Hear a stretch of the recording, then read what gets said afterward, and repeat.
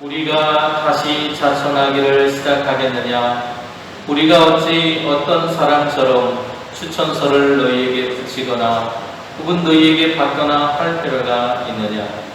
너희는 우리의 편지라. 우리 마음에 썼고 무사람이 알고 읽는더라.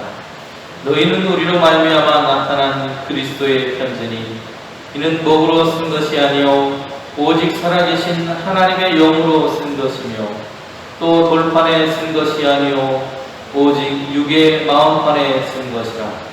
우리가 그리스도로 말미암아 하나님을 향하여 이 같은 확신이 있으니 우리가 무슨 일이든지 우리에게서 난 것 같이 스스로 만족할 것이 아니니 우리의 만족은 오직 하나님으로부터 나느니라. 아멘. 바울에게 있어서 가장 중요한 일은 복음을 증거하는 것입니다. 고린도전서 1장 17절에서 바울은 그리스도께서 나를 보내심은 오직 복음을 전하게 하려 하심이라고 말하고 있습니다. 하나님의 뜻을 따라서 사도가 되어서 그가 정말 하고 싶었던 일은 자신을 구원한 복음을 사람들에게 증거하는 것이었습니다. 바울은 이러한 복음을 위해서 혼자 사역하지 않기를 바라고 있습니다. 오늘 1장 10절에서 11절에 바울은 이렇게 고백합니다. 그가 이같이 큰 사망에서 우리를 건지셨고 또 건지실 것이며 이후에도 건지시기를 그에게 바라노라. 너희도 우리를 위하여 간구함으로 도우라. 우리는 우리가 많은 사람의 기도로 얻은 은사로 말미암아 많은 사람이 우리를 위하여 감사하게 하려 함이라. 이렇게 말하는데요, 이 말씀 중에서 너희도 우리를 위하여 간구함으로 도와달라.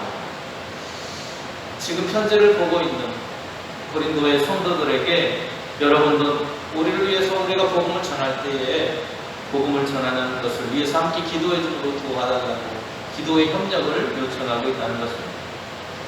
지난주에 말한 것처럼 바울은 그리스도를 아는 일에 냄새, 향기가 비어서 사람들에게 그리스도를 증거하는 일에 집중하기를 원하고 있습니다. 그러나 문제는 본인은 그런 마음을 가지고 있지만 주변의 환경과 상황들이 바울이 복음을 증거하는 일에 방해가 되는 요소들이 있었다는 겁니다. 이런 상황에서 바울의 태도를 바라보면서 우리도 복음의 사역을 온전히 감당하는 하나님의 교회로서의 의미를 생각해 볼 수 있기를 소망합니다. 바울은 이렇게 말합니다. 너희는 우리의 편지다. 이렇게 말합니다. 복음을 전하는 바울에게 있어서 참으로 많은 걸림돌이 있었습니다. 사도로서 네가 권위가 있는 자냐? 라고 말하는 사람들도 있었고요. 그런 사람들로부터 시작을 해서 이제는 누가 너한테 추천서를 써주기라도 했느냐? 라고 말하는 사람들이 있었다는 것입니다. 다양하게 바울이 복음을 전하려고 하는데 그 복음을 방해하는 사단의 역사가 끊임없이 바울의 주변에 있었다는 것을 알 수 있습니다. 지금도 대학에 입학한다든지 어떤 직장을 가려고 하면 학교의 교장이나 또 노회면 노회장, 또 교회면 담임 목사의 추천서를 통해서 추천을 해주는 경우들이 있습니다.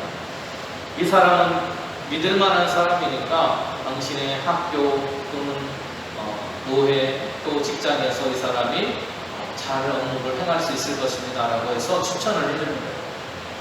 그러면 그것을 받은 사람은 이 추천서를 통해서 이 사람이 믿을만한 사람 그리고 우리와 함께 일할 수 있을 만한 사람이라고 하는 생각을 통해서 그를 받아들이게 됩니다. 그런데 이러한 모습은 비단 우리의 시대만 있었던 것이 아니라 바울이 살고 있었던 그 시대에도 있었던 것으로 보여집니다. 바울 시대의 관행에 따르면 예루살렘에서도 전도 사역을 하려면 예루살렘 교회의 추천서가 필요했습니다. 교회에서 추천서를 쓴다는 건 무슨 뜻입니까? 우리 교회가 이 사람을 인정하니까 써도 좋을 것입니다 라는 그런 뜻이 되겠죠. 당시 바울을 반대하던 사람들은 바울의 사도권에 대해서 굉장히 민감하게 반응을 하고 있었습니다.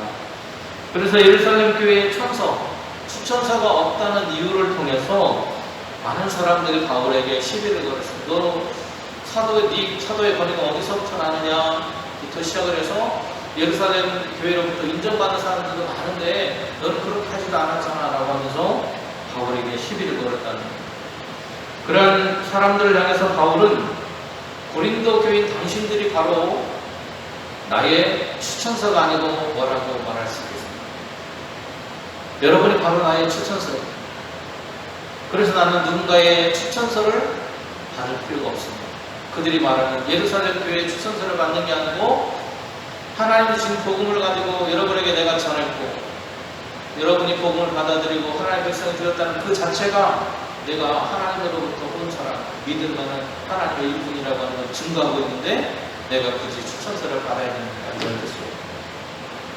바로 인간적인 추천서가 아니라 성령의 내적인 추천서, 성령께서 내 안에 역사하고 계시고 그 역사를 통해서 여러분이 복음을 받아들고 새로운 삶을 살고 있다면 그것으로 나는 하나님이 보낸 사람인 것이 분명하지 않느냐고 말하고 있다는 것입니다.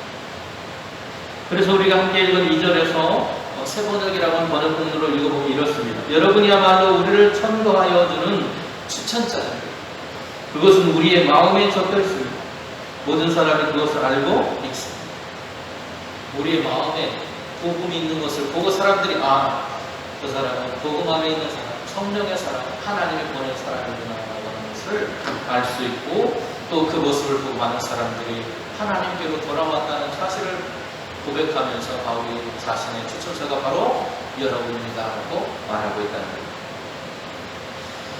바로 그런 추천서 그것이 고린도 교회의 성도들이었다는 것을 바울은 끊임없이 이야기해줍니다. 바울은 인간적인 편지를 통해서 사람들의 추천을 받은 것이 아니라고 사람들에게 말하고 있는 것입니다. 나는 성령께서 고린도의 그 성도들을 향해서 그들의 마음에 써든 심령에 써든 편지를 가지고 있는 것이라고 말한 것입니다. 이것은 살아계신 하나님의 영으로 쓰여진 것입니다. 사람이 편지를 쓰려면 먹이로 또 요즘에는 볼펜이나 잉크로 이런 걸로 또 타이핑을 치기도 하고 여러 가지 방법을 쓰겠지만 하나님께서는 성령을 통해서 사람들의 심령에 써든 그 복음의 능력을 통해서 바울이 가지고 있는 편지라고 그것이 바로 진짜 편지라고 말하고 있다. 이것은 살아계신 하나님의 영으로 쓰여졌다는 것입니다. 당시에 거짓 사도들이 추천서를 받고 내가 왔노라고 하면서 거짓 복음을 전했던 것과는 다르게 하나님의 성령에 이끌려서 내가 복음을 증거하고 있고 바로 그 복음을 받은 여러분이 나의 추천서로서의 역할을 하고 있는 것이라고 말하고 있다. 고린도 교인들이 회심하도록 한 것은 사람이 쓴 어떤 편지가 아니라 추천서가 아니라 성령의 역사였다고 바울은 고백하고 있는 것. 성령을 통해서 쓰여진 바울의 추천서는 종이 위에 쓰여진 것이 아니라 인간이 기록한 것이 아니라 오늘 그것과는 다르게 예수 그리스도를 통해서 우리에게 직접 우리의 마음에 쓰여진 것이라고 말하고 있습니다. 그래서 지워질 수 없다. 고린도 교인들의 마음에 새겨진 것이기 때문에 마치 마음에 돌에 글씨가 새겨지는 것처럼 우리의 심령에 하나님의 성령을 통해서 복음이 새겨졌는데 그것을 지워낼 자가 누가 있겠습니까? 그러게 바울은 여러분은 분명히 그리스도께서 쓰신 편지입니다. 우리는 그것을 작성하는 데 봉사하였습니다. 그것은 원문을 쓴 것이 아니라 살아계신 하나님의 영어로 쓴 것이고 돌판에 쓴 것이 아니라 우리의 가슴판에 쓴 것입니다라고 고백하고 있습니다. 바울의 진정한 추천서는 바로 고린도 성도들의 그 삶이기 때문에 그를 위한 어떤 인간적인 추천서도 필요 없고 여러분 스스로가 바로 고린도 교회가 내 추천서 하나님의 성령의 역사가 일어난 현장이라고 하는 것을 말하고 있습니다.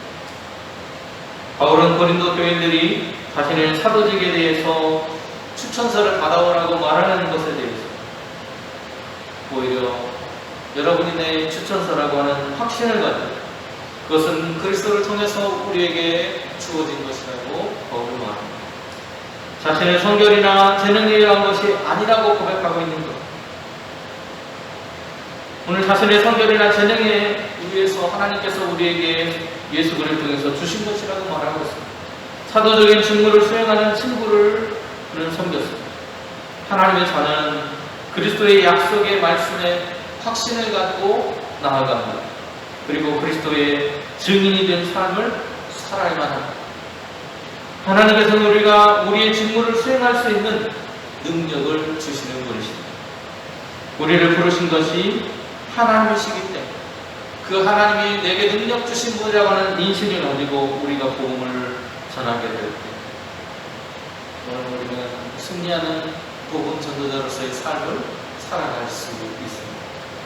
철저한 청지기 정신으로 나는 하나님의 부름받은 사람입니다라는 인식이 우리에게 있어야 합니다. 그래서 고린도전서 15장 10절에서 바울은 이렇게 고백하고 있습니다. 그러나 나의 다 된 것은 하나님의 은혜로 된 것이니 내게 주신 그의 은혜가 헛되지 아니하여 내가 모든 사도보다 더 많이 수고하였으나 내가 아니요 오직 나와 함께 하신 하나님의 은혜입니다. 여러분, 우리가 수고하지 않을 수 없습니다.